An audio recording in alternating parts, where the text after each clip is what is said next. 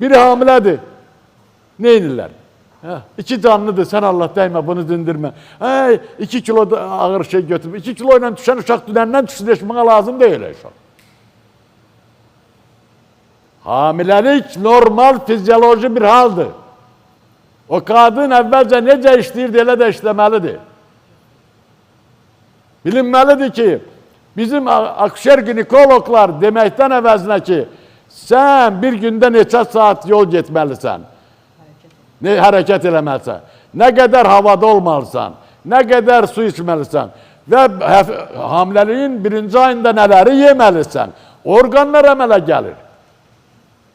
Mədə 3-4 ayından sonra əmələ gəlir, onun himi qoyulur, amma mədə deyil hələ. Ağciyəri 3-4 ayından sonra əmələ gəlir hamiləliyin. Nə orada ona oksigen lazım, onun oksigeni aparıb dəyişir. Nəyə lazımdır onu yarasın? Yəni oğul, ayrı-ayrı orqanların yaranması üçün. Bu yodun çatmamazlığı, qüsurların əmələ gəlməsinə səbəb olur. İnsan qüsurla doğulur. Biləsiniz ki, bir orqanın çatışmamazlığı, ayağının biri uzun, biri qısa olması, nə bilim nələr. Yəni oğul, bütün yod, tiroksin, bütün hüceyrələrin mübadiləsini normal aparsa, heç kəsdə nə ferment çatışmamazlığı, nə xəstəlik. İnan bu yod, iyonlaşmış yod sənin koronavirusunu da məhvilən bir canlıdır. O qədər gözəl bir əhəmiyyət var. Mən uzun-uzadı danışmıram, ipucu verirəm sizə hamınıza ki, bilin bu nədir? Bilin bu nədir? İpucu verirəm sizə ki, İnan, bütün xəstəliklərin çoxunun əmələ gəlmə səbəbi nədir? Durğunluqdur.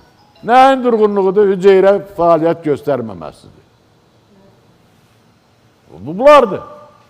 Bundan başqa heç bir şey deyil olur. Mən uzun-uzadı danışmaq istəmirəm. Mən sizə çox xəstəliklərin əmələ gəlmə səbəblərinin yoddan asılı olduğunu bilirəm. Amma hələ tezdir. İnsanlar çaşmasın. Bütün psixik xəstəliklərin hamısının əsasında yodun çatmamasıdır.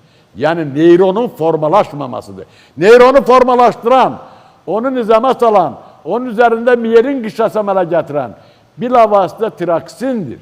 Yəni, o tiraksindən nə əmələ gələcək? Xüsusi maddə, o maddə də nə? Miyelin qişası. Miyelin də ağıldır. Miyelin də sinirdən impulsun keçməsini təmin edəcək.